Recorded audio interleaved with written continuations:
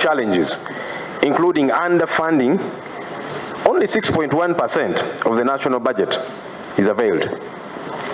Of course, there is inadequate infrastructure under the same and shortages of health workers.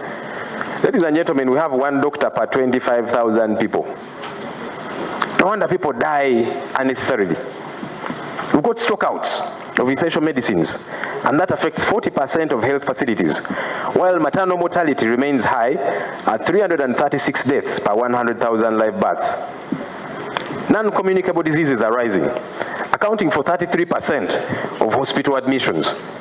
And mental health services are severely underfunded, with 75% of patients untreated. Emergency response systems are weak, with only one ambulance per 200,000 people. Imagine that. This government, in its previous manifestos, promised the country an ambulance system across the country. But today, it is members of parliament that have got to buy ambulances. Why? Because you have an absentee government. Why should that be your role as a member of parliament, that you will buy an ambulance and take care of that health situation? Government has got to do that. And that's what we are saying we would do had we been in power, so that people get to see value of their tax money. We also see the challenge of out-of-pocket health expenditures, 41%, which disproportionately burdens poor households. We propose the following actions. One, we've got to eliminate medicine shortages by partnering with local pharmaceutical manufacturers, and that money can be availed. We've got to increase funding for primary health care through a 5% levy on luxury goods. This is doable. We've got to reduce maternal mortality by deploying 100 mobile maternal health clinics in rural areas, so that our mothers stop dying while trying to bring forth life. We've got to address health worker shortages, and this can be done severally. One, offering, for example, 1,000 scholarships for medical and nursing students. It is doable. We've got to combat non-communicable diseases through nationwide screening, and we can do this in even 500 health centers. We've got to strengthen emergency response by procuring, at the bare minimum, 200 ambulances and 1,000 responders. This is doable.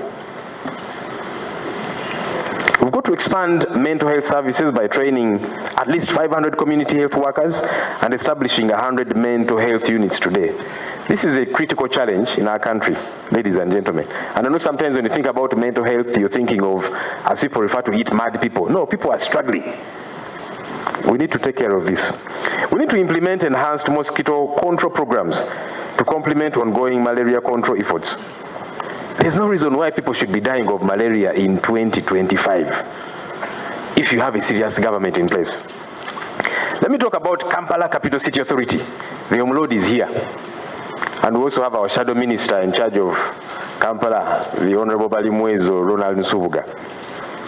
Ladies and gentlemen, Kampala faces a severe strain from rapid urbanization, with rural urban migration and population growth overwhelming the available infrastructure and services. The city grapples with a poor road network, chronic flooding due to inadequate drainage. Recently, we lost nearly 10 people in a one day's flooding alone in Kampala here. Uncollected solid waste causing health hazards and insufficient housing and social amenities. Budget constraints limit KCCA's ability to address these issues, compromising education, healthcare, and economic productivity. Government said it was taking over the administration of Kampala, and they said they're going to do a good job. So they are in charge, literally. We have political leaders, and I've had some ministers say, but well, the opposition is the one that is in charge of the leadership of Kampala, from the mayor, members of parliament, division mayors, councillors, and so on. But who administers this city? Who really? You see the Lord Mayor there, assuming there was flooding in his area, he would also have to make a call to the technical wing and plead, please come and fix this issue. And it might take days on end for that to happen. So as government, you said you are taking over to fix this issue. You have failed miserably, as is expected. We've got to improve urban planning and zoning to curb haphazard development. We've got to expand and upgrade road infrastructure to reduce congestion.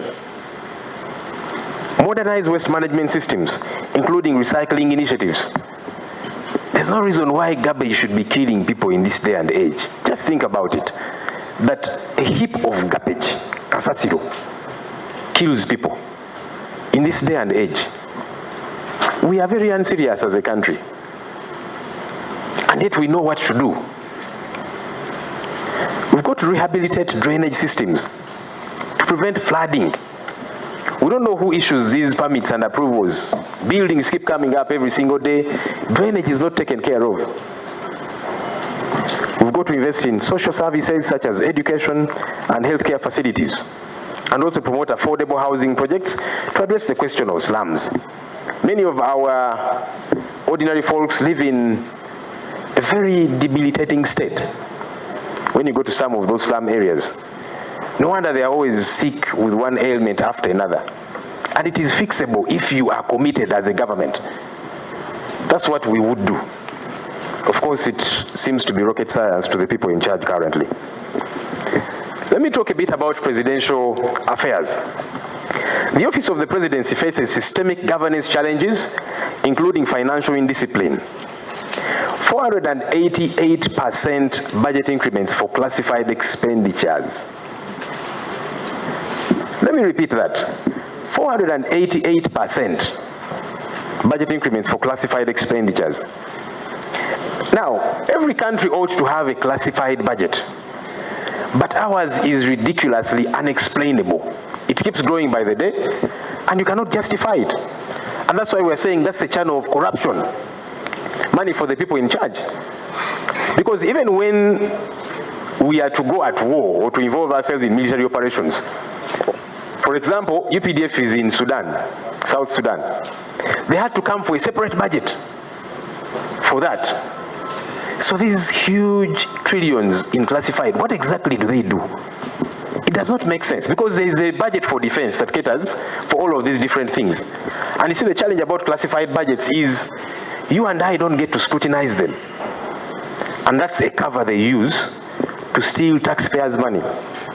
This nonsense has got to stop, ladies and gentlemen. That's the only way we can have money for effective service delivery. Because government keeps crying and saying, well, there is no money. There is money. There is money, but it is put in the wrong places. We've got bloated administrative structures with duplicated agencies. Wasteful expenses on RDCs and their multiple deputies. You have an RDC, a deputy RDC, assistant RDC, and a plethora of structures therein.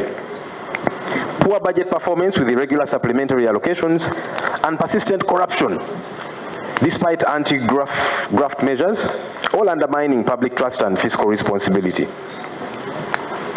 These are some of the things we propose to deal with these issues. We've got to streamline the presidency's administrative functions to eliminate redundancy. There are many people that are hired therein. Friends, relatives, in-laws, outlaws of the president. You find them somewhere in the structure there. Doing what? Nothing. And yet they're earning plenty of money. We've got to stop this. We've got to reduce wasteful expenditure on redundant offices that are duplicated, such as RDCs, deputy RDCs, assistant RDCs. We've talked about this. We've got to implement transparent financial management systems for classified expenditure. Yes, it is classified, but one, let it be justifiable. And two, let it make sense. There's got to be a form of accountability in that regard. Foreign affairs. Uganda lacks a coherent foreign policy with outdated mission charters that have been unchanged since 2014. Imagine that. And weak consular services. Thousands of migrant workers, especially in the Middle East, face exploitation, confiscated passports, and unpaid wages, with minimal embassy support. Unstructured labor agreements hinder labor export growth. We implore that this is done. One, that we develop a comprehensive and updated foreign policy framework. And you find our alternative in that big compendium. Do find time and read it, ladies and gentlemen. We've got to expand and modernize consular services to offer better support to Ugandans abroad. We've got to establish enforceable labor agreements to protect migrant workers. These are Ugandans, even when they're out of this country. Why should we abandon them? And we've got to rationalize diplomatic missions to optimize costs and impact. Justice and constitutional affairs. I'm just giving a summary of some of the sectors that are in that big compendium. You'll find time and read the others.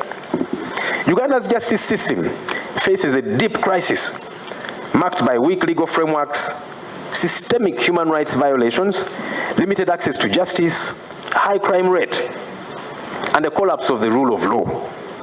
The government has deliberately undermined judicial independence, leading to a constitutional crisis. Corruption remains rampant with no recovery of stolen public funds, while security structures fail to protect citizens. These failures, ladies and gentlemen, threaten social stability and economic progress. This is what we must do.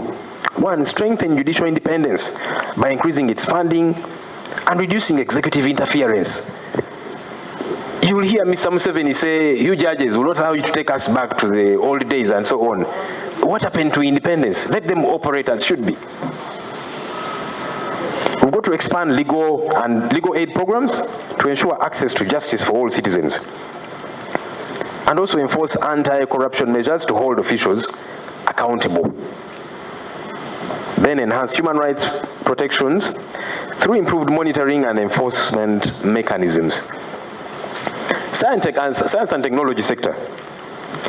The science, technology, and innovation sector in Uganda faces significant challenges, including widespread corruption and mismanagement of funds, as evidenced by the lack of transparency in projects like Kira Motors, which was famed as the thing that is going to ameliorate Uganda. There's others like Banana Industrial Research Development Center. Many initiatives, such as Day Biopharma, received billions of shillings before proper agreements were in place, leading to wastage of taxpayer money. This Day Biopharma was given over 723 billion shillings. No agreement. This is a private entity. These are the fellows who promised us a COVID vaccine, you remember? They came huffing and puffing and saying we have got the cure. COVID came and went. The cure never surfaced. When we visited the entity, they told us the following month we are going to begin producing medicines. It's now over 6 months, there's nothing happening there, and they're asking for more money. Ridiculous. And all of this is taxpayer money. There's no memorandum of understanding between government and this entity, a private entity. Government said they are buying shares. We asked, what's the worth? We asked the MD of this entity, what's your worth as a company? And he was gambling. But government is saying we are buying stock. What stock are you buying? You know, when we say we have got a ridiculous government, some people think we are saying that for political, I don't know, excitement. But it's good when you look at some of the figures. That's how you know how ridiculous things are. Now, this Kira Motors, they promised to be producing 2,500 buses annually. The last we checked, they were producing 39. We don't even know where those 39 are. But they keep coming with a budget to Parliament. When we say, no, this money here is what we should put in healthcare, our colleagues on the other side, and they say, no, you people are against development. We need to establish a national science technology law to regulate intellectual property and innovation commercialization.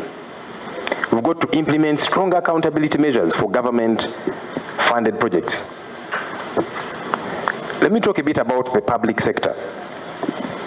Uganda's public service faces systemic crises, not just a crisis.